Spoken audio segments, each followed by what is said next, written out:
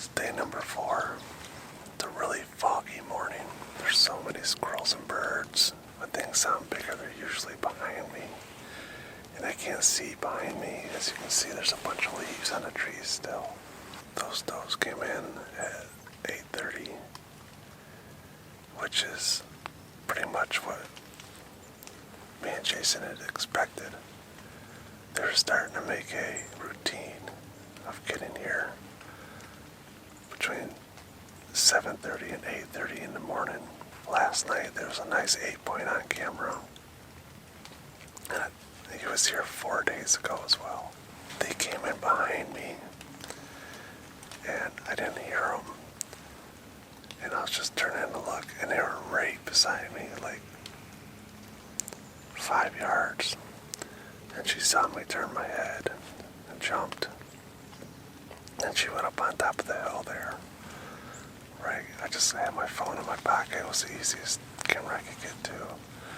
I just filmed there for a second with my phone. Because there's a tree down over there, like 100 yards, laying on top of the trail. And I can't even see it.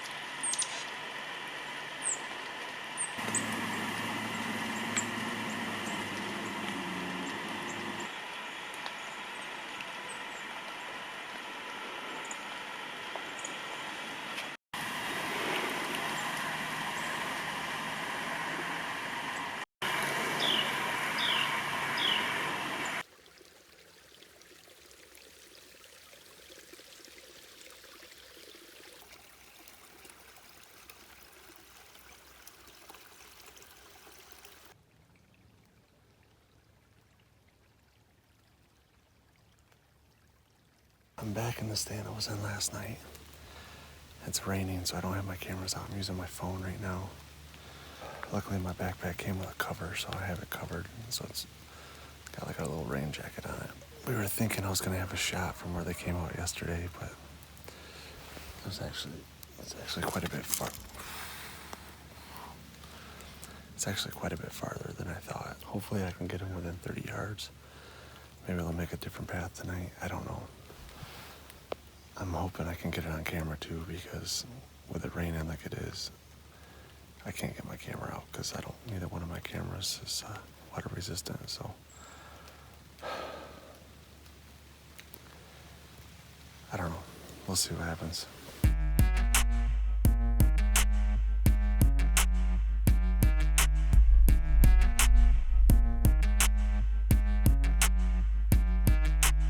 It's done raining for now.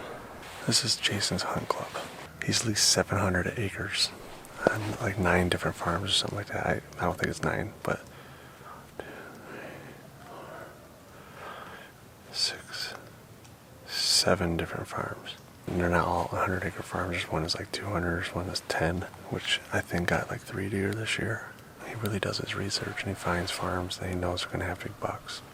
Every farm out here has multiple big bucks. It is Ohio, it's southern Ohio, it's close to Kentucky. So the bucks are bigger down here because there's not as many hunters and there's way more land. The way it works is, I think you pay $2,200 and you can hunt all year. You get boarding, and then you get opportunities to hunt all these properties, and you can do it from opening day to the end of the year. It just depends on how often you want to come. I had way too busy of a fall, but I knew that Ohio goes all the way to February. So I decided to just not even worry about hunting in November and December. You know, compared to like an outfitter where you spend $2,500 to $10,000, you know, and that's going to be like 3 days to 5 days of hunting. With this, you spend $2,000 and you can hunt every day. There's a lot that can be done, and then he's also adding properties as we speak. You know, if you guys are interested, I'll put his contact information down below, and you guys can send him an email or something, or I'll put his link to his page. You guys can contact him through that page. his YouTube channel. But it is cool. I'd rather do a hunt club any day than do an outfitter, especially something like this where you're hunting multiple properties. You have multiple opportunities to hunt different terrains. Back home, I'm hunting a 60-acre farm that has 2 fence rows and a 3-acre woods. He has limited spaces, so if you guys are interested in, you need to contact him right away, because as soon as he sells all the spaces, he's done. He's not going to fill anymore. Anyway, I'm going to stop talking.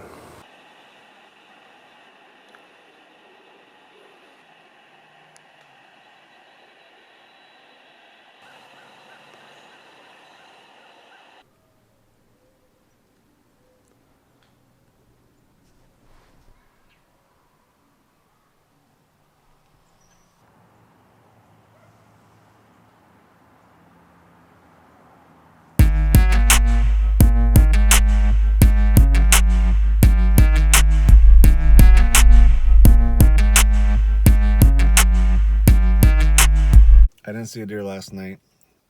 I hunted here yesterday morning. This is the first time I've hunted here at night. But 3 out of the last 4 nights, there's been a shooter buck here on camera at night. Obviously, I'm going to hunt here tonight because I don't have much time left. The length of my trip is pretty much day to day because I really don't want to leave here empty-handed. I want to go home with a deer or a buck. I'm going after this buck. There's a couple of them that we've been watching, and they come out from time to time, different places, but I am coming after this buck tonight. He's an 8-point. He looks like he's a mature buck. And then last night he was there with a whole bunch of deer, a spike, smaller deer. The temperature is, I think it's like 38, but it feels like 32 because it's so windy today. Cross my fingers, dot my I's. This is my 5th day here hunting in Ohio. I've seen 2 bucks in person, and then I've seen a few does here and there. I've walked up a mountain, walked through some creeks. I've done a lot of stuff here in Ohio. My hair is getting long, my beard's getting gross, itchy and thick. Like, as much as I love hunting, I'm kind of ready for the season to be over. Come on, fishing. I guess I will see you in the stand.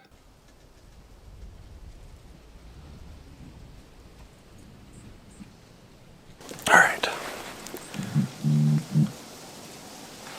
Hold on, I got deer coming in already.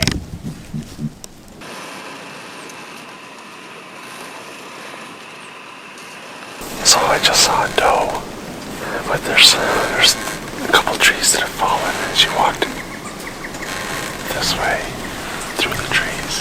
I saw her opening. It was only like three feet wide. Alright, I think they went up and over the hill. Hopefully they don't catch me by surprise here. Anyway, I'm back at the cabin.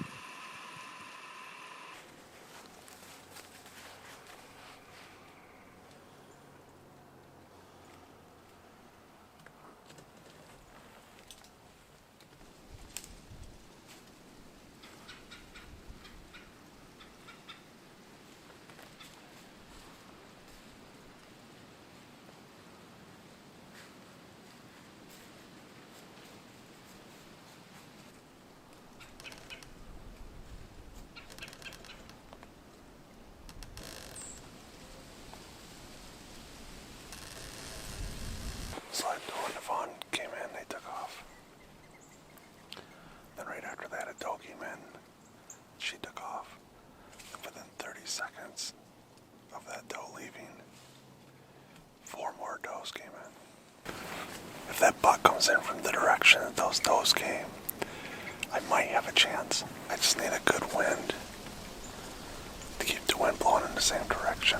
Because what happens is it gets calm, and when it gets calm, it swirls in here.